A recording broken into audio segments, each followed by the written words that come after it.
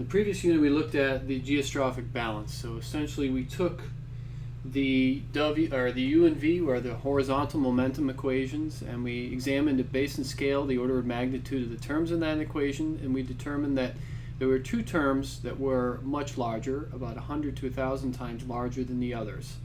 And those were the Coriolis term and the pressure gradient in both equations.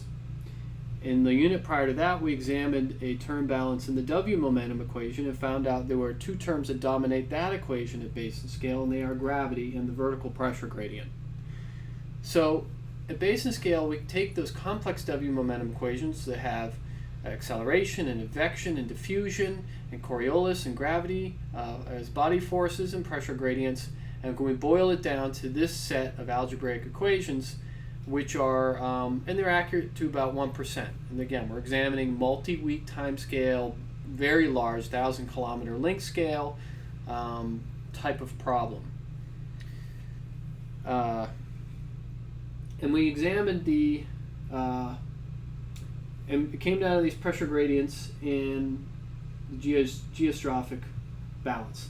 So we're going to look at how can we express these pressure gradients if we have a specific flow field. Here we're talking about one where a fluid of constant density. In later lectures, we're going to relax this a little bit to flows where the lines of constant density, the isopycnals, are paralleling the lines of constant pressure. So here we have, in this case, just considering a constant density, and we have this fluid here. The sea surface is tilted up. So this red line I'm drawing is mean sea surface. We'll consider it flat for this case here. And we have two positions below the water surface at B, and here's one at A. And we're looking at the pressure at those two locations. Now again, with a hydrostatic pressure, the pressure only comes from the weight of the water column above the point of interest. And if it's constant density, the pressure at any point, such as B, is just equal to the density times the gravitational acceleration times the amount of water above B, which is equal to H plus delta eta. So we can devise this pressure gradient. So it's 1 over rho times the rate of change of pressure with respect to x. So this is the x direction here with respect to x. So we can approximate this as 1 over rho times delta P, PB minus PA, that's a change in pressure from here to here, divided by the distance between them, delta x. What's the pressure at B? It's equal to rho g times the depth at B, which is all of H plus this delta eta above B, minus the pressure at A, which is this term here, which is just equal to H because the free surface is equal to 0 above A in this special case, divided by delta x. We can simplify this because the rho g h quantities cancel out, and we're left with this, and then the densities cancel out because we're dividing by density. We end up with this expression here. This is the pressure gradient, and if we look at the limit as delta x goes to 0, we find that we have 1 over rho partial p partial x can be written as g d eta dx in this constant density flow. So we can express the pressure gradient here in terms of the slope of the sea surface. So the pressure gradient here is positive, meaning the pressure is increasing with x. If the sea surface slope is increasing with x as well, that means pressure at B is higher than A. We have an increase in pressure. So they're positively correlated, and it tells us all we need to know is the slope to get at the pressure gradient at a point. We throw some numbers in there. Let's say that the pressure difference between B and A is a meter, and the distance between B and A is 100 kilometers, and the gravitational acceleration we know is 10 meters per second squared, roughly speaking. We plug that in and we get this term, and remember, this is units of acceleration. It came from the momentum equation, where we've put everything in units of acceleration, or force per mass, of 10 to the minus 4 meter per second squared. So compared to the acceleration of gravity, this is teeny tiny. But again, in the horizontal, in the ocean, the accelerations are all teeny tiny, okay? So 0.0001 meters per second squared. This is a sort of a characteristic sea surface slope for a western boundary current, as we'll see in a second. So let's put these geostrophic equations in terms of sea surface height gradient. So you take the x1. So we have 1 over rho, partial p, partial x. But now we've just rewritten that in the previous slide. This is equal to, and this is not a minus sign here, this is equal to g dA to dx. And here it's equal to FV. This came from the U momentum equation when we rescaled it. Now let's solve for this V. I'm going to let V equal VG equal G over F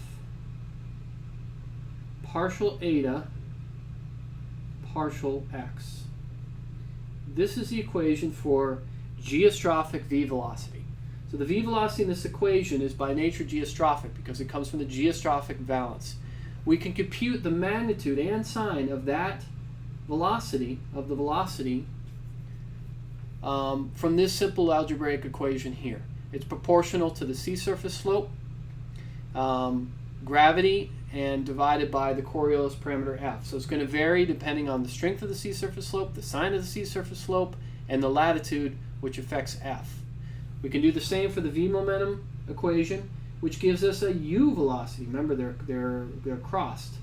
U, and this is the geostrophic U velocity, is going to be a negative sign, because we have to take care of this negative sign, negative G over F partial eta partial Y. That's very important to note, first of all, that the minus sign here, so try to remember that. The other important thing is that a sea surface slope in the x direction, meaning there's a pressure gradient in the x direction, creates velocities in the y direction. Or I shouldn't say creates, is associated with velocities in the y direction. Pressure gradient in the y direction is associated with the geostrophic velocity in the x direction. So this leads to some very interesting phenomena. For example, let's take our picture again, our sea surface slope, from which we calculated the pressure gradient in terms of sea surface slope in 2 slides back. And we set up our equation. So this again is the x direction, so we're only dealing with that first geostrophic flow equation, which was Vg equals G over F partial eta partial x.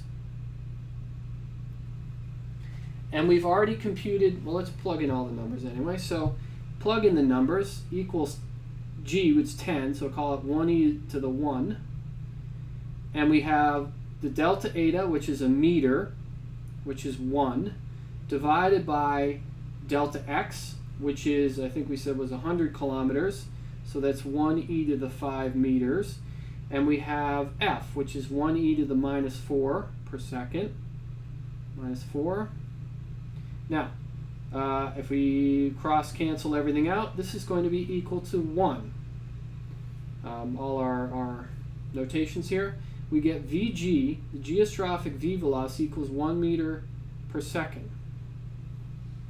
Now, importantly, this is a V velocity, is not a U velocity. This pressure gradient here, which is working in the x direction, which is left to right on the page, is creating a velocity in the V direction, which is either into or out of the page. Now, in this case, we end up with a positive number right here, Vg, which means that this particular pressure gradient, where the sea surface slopes up to the x direction, basically sloping up to the east, is going to produce a positive V velocity, which is a north velocity.